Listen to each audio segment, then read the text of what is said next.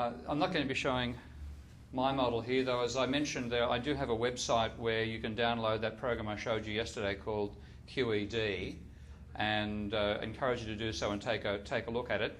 It's designed to help you look at how financial flows occur and to model any system. You could model the American Monetary Act in it if you wanted to. So I'll have a post up on my site in a couple of days' time with the speeches from here that I've recorded, and with the models that I've put together, and Professor Yamaguchi's as well. But what I want to talk about now is just the importance of one word that was mentioned briefly by Professor just then, and that's chaos and complexity. And that's something which we didn't know about back in the 1930s. We do know now about now. Actually, I'll give it historical beginnings. We first realised what chaos was with work by Henri Poincaré back in 1899. We just couldn't simulate it until computers came along. And the first person to simulate it was an American meteorologist called Lorenz. And what he did was build a very simple model, extremely simple model, trying to cover why we get such chaos, obvious chaos in the weather. And it was a model that had just 3 variables in it, which were related to the turbulent flow in a tornado or a hurricane, storm, turbulence even in a pot of water you put on your stove and turn the heat on and see what happens, and how easily those characteristics could be altered.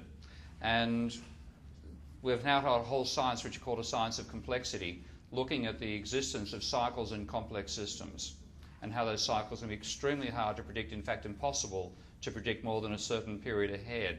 Now, if you're trying to bring in a monetary reform into a system which is extremely complex, then you can expect the timing of the government's behaviour to try to regulate that to be wrong. And therefore to add to the chaos. It could be a different type of chaos, what we've got now, a preferable form of chaos, but still chaos and complexity. And I just want to illustrate that quickly by showing you Lorenz's simple system. And what this system does is simulate the ups and downs and the flow of water or flow of any fluid under heat. And you can see this graph here of the horizontal displacement, effectively, of a flow of gas. And looking at that system going up and down, it's extremely hard to pick when it's going to go up or above the 0 point there. And following those cycles is incredibly difficult. If you try to control it, a tiny change to one of the parameters has a dramatic impact, as you can see just then, on where the system goes to. So tiny changes have enormous impacts on the system.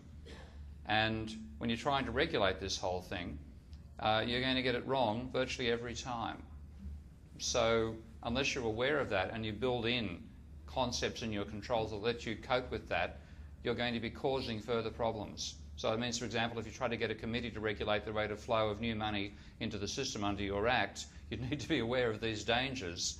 If you didn't have them, then if a system was too rigid, you'd be causing crises, adding to them. So that awareness of complexity is also necessary. And again, the tools that Professor Yamaguchi uses and that I use and people working in complexity theory enable that to be done. So you have to learn about complexity theory as well as learning about monetary theory.